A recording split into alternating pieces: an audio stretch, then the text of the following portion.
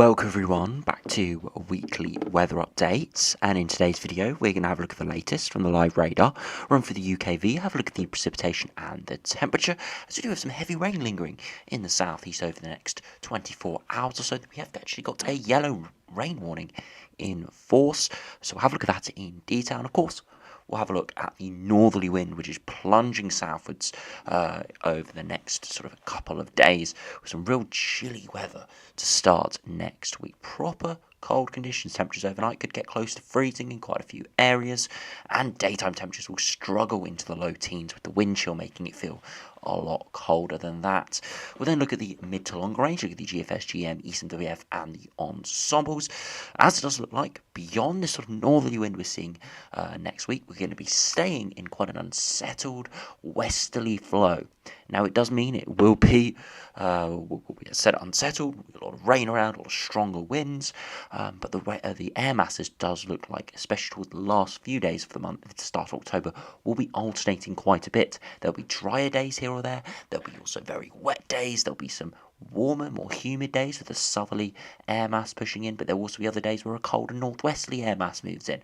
So very much autumnal, where we have got a lot of changeable weather, a lot of unsettled, warm and colder spells, with a lot of on and off rain as well. So typical autumn really looks likely for the start of October. So do remember, if you enjoy my videos, make sure you like and subscribe, and remember to follow me on Twitter as well. The link's in the description. So starting on the live radar, you can see that weather front has spread through pretty much all of the United Kingdom at the moment, just lingering across the far southeast towards Kent and Essex, and we do have a yellow rain warning in force there. Behind it, we've got a few showers pushing into the north and the west. Again, some of these heavy, but most of them are sort of moderate in sort of intensity, and not moving through quite quickly in a northwesterly breeze. A cooler air mass, so it is a cooler feel today, but it still is not too bad. The real cold air is moving in a couple of days' time. But this rain in the southeast will linger. Again, it doesn't look too bad at this stage, but you can see there are some quite moderate to intense bursts of rain within this, but it's just going to linger here and sort of spiral in, and these areas down to the southeast are just going to hold on to the precipitation.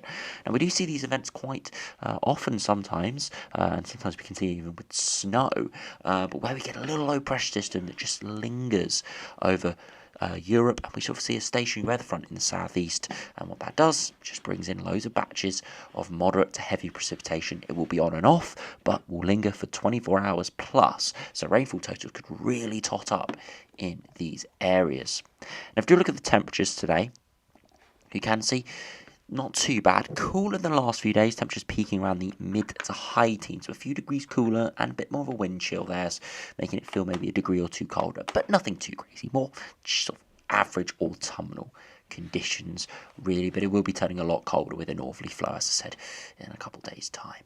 Now, if you look at the weather warnings, you can see we have that yellow rain warning for parts of Kent and Sussex, generally southeast England. Heavy rain may affect southeast England through Friday and into Saturday, leading to possible flooding and difficult travel conditions. Now, I'm recording this around 1:30. This warning comes into force at 3 p.m. and lasts all the way to midday tomorrow.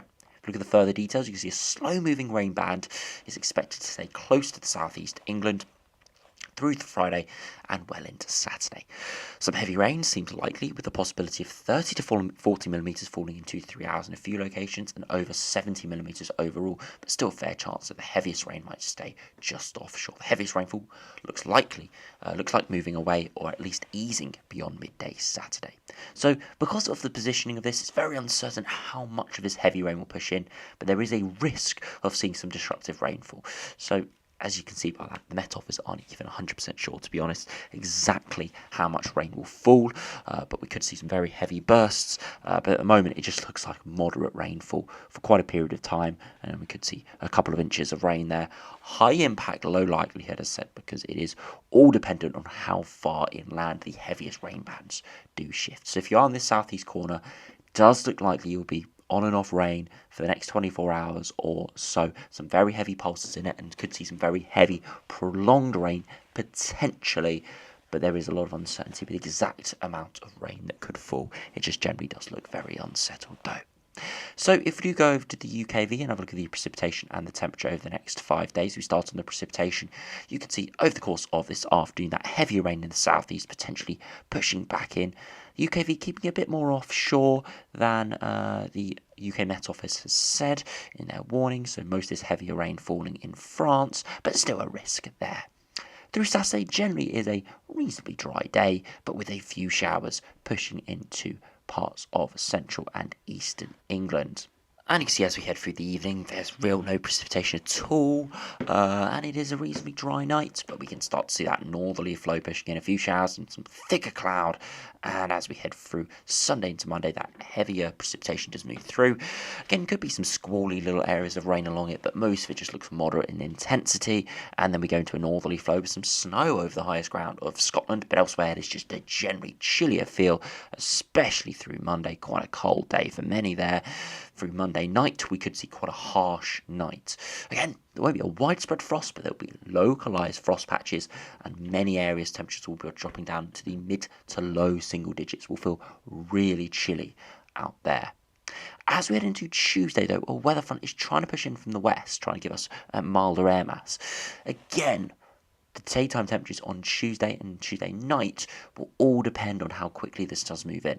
It is day 4, day 5, so it still can shift subtly in its timings. Even if it shifted 6 to 12 hours in its timings, it would make massive differences to Tuesday's daytime and nighttime temperatures. So at this stage, it does move through quite progressively through Tuesday afternoon, giving some precipitation and generally milder air for all with some more cloudy, muggier conditions.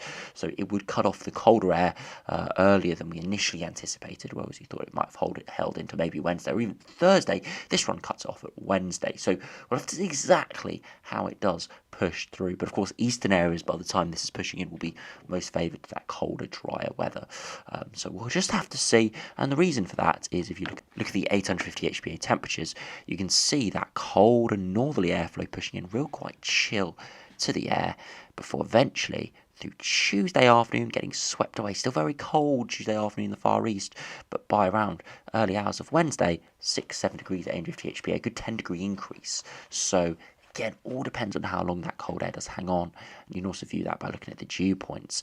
Previous to that, it's freezing at dew points, even down into the parts of eastern England or even southeastern England there.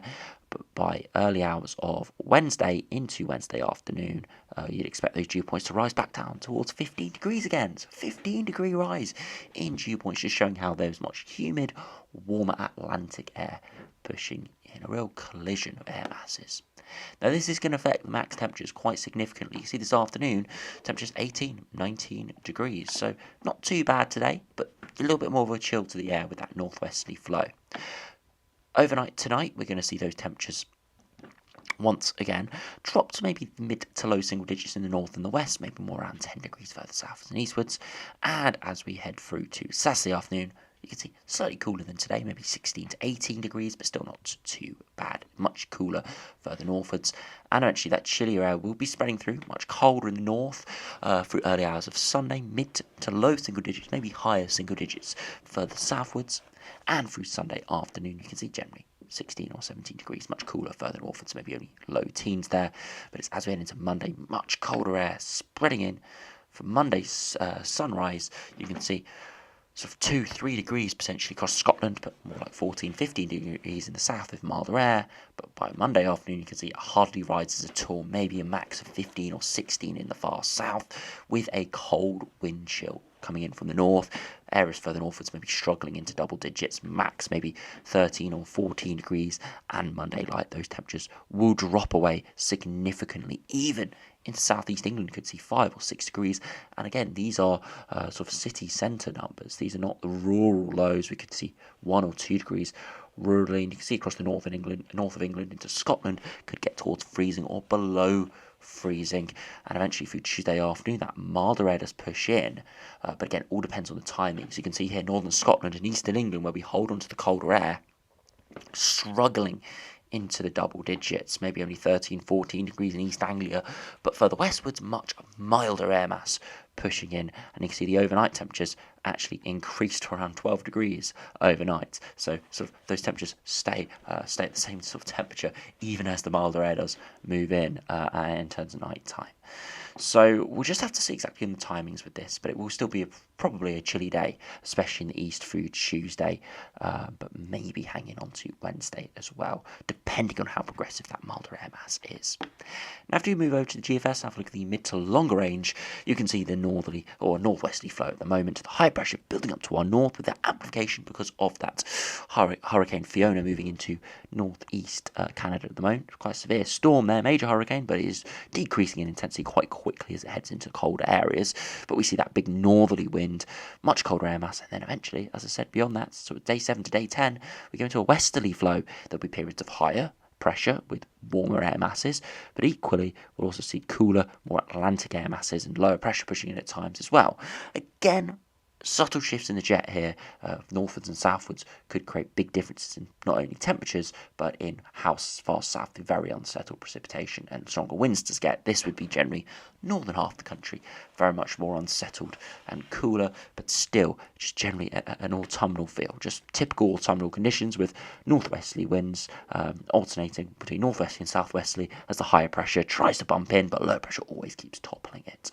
So we'll have to see exactly what happens, but this is just generally an autumnal unsettled pattern after this initial northerly wind. If you look at those raw upper air temperatures, you can see very cold air coming in around freezing age of THPA, and again you can see that better on the temperature deviation, a good 6 to 8 degrees below average there, and again the potential equivalent temperature really chilly, those blues showing how cold that air mass is. So yeah, chilly weather coming in this week, and then beyond that you can see it very well on the potential equivalent temperatures. Some yellows there, but also some blues sort of alternating as we do see different weather air masses move in. Atlantic, southwesterly air masses moving in, but also northerly air masses originating from Greenland as well. So giving quite an up and down feel. Some days could get to 20 degrees and be quite dry and muggy in the south. Other days could only be sort of 13, 14 degrees with much chillier sort of feel to the air with some heavy rain around. So we'll have to see exactly how it does play out, but anything really warm and dry doesn't look likely at this stage from looking at the GFS today. Now, after you move over to the GM, see how that does compare to the next 10 days.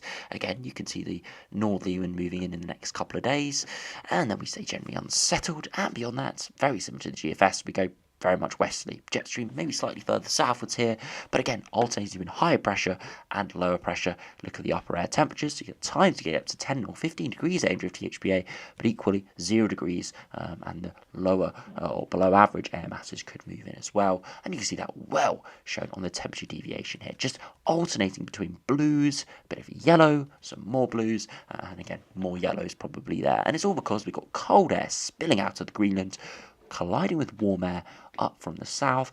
So not only does this create a big temperature contrast, so we are always on the edge of being very warm in the air masses and also very cold, but it also spins up low pressure, giving us generally unsettled conditions. So it is just typical autumnal conditions in the longer range with very unsettled westerly conditions alternating between warmer and cooler air masses, sort of a zonal sine wave we would start to see on the Ensemble members, and yeah, just generally what we typically see really this time of year. Now, after we've moved to the ECMWF, see how that does compare. Again, you see the northerly wind pushing in at the moment, very cold, and then eventually we go into a westerly flow. Big low pressure, could be even quite stormy there from the ECMWF today, with that jet stream shifted further southwards than the GM and the GFS does go. So this is just the risk that if we see that jet stream slightly further southwards, those low pressure systems shifted slightly further southwards, engaging more with that warmer southerly air with the colder air in the north, we could see some real big deep low pressure systems developing, and this could go very unsettled indeed. So yeah, we'll have to see how that does play out, but it could be quite an unsettled and stormy end to the month and start of October. At this stage, it looks most likely just generally unsettled, but there is a risk that it could turn very stormy if we see that jet stream shift slightly further southwards, bringing the centre of those lows and the strongest winds more towards our shores. If we do finish by having a look at the ensembles, you can see generally we are cold over the next sort of or 6 days below average, especially with that northerly wind coming in around 3 or 4 days' time, at least reaching London in 3 or 4 days' time. So around Monday, Tuesday, that upper air temperatures are sort of reaching their peak coldness there. But beyond that, we return more towards average, maybe even above average in the longer term, but quite a lot of precipitation there, and we are generally pretty unsettled. You can see there's a lot of spread there, and I'm sure once we get that within sort of the 5 to 7 day time frame, we'd start to see a bit more of a zonal sine wave at this stage, because all the timings of the low pressures and the weather fronts pushing in, we're not going to be able to see that too well at this stage. But I'm guessing there would be a zonal sine wave there if we did let it run on another couple of days. And this is actually the ECMWF ensembles. Sorry, we're looking at those first. And yeah, you can see very, very unsettled with a lot of precipitation there, and you can see that well reflected in the sea level pressure. You can see lower pressure to start October. Yes, potentially a shift to higher pressure, but it's not particularly high in terms of pressure. It's around 1,020 millibars, which is just on the edge of higher pressure. But you can see, especially towards the end of the month and start of October, there is definitely appearing quite a prolonged little dip there beyond the general northerly winds next week, where we could see quite a stormy, unsettled period. Beyond that, maybe trends for higher pressure to build back in a sort of the 14-day time frame, but it is very unsettled and there's a lot of scatter there.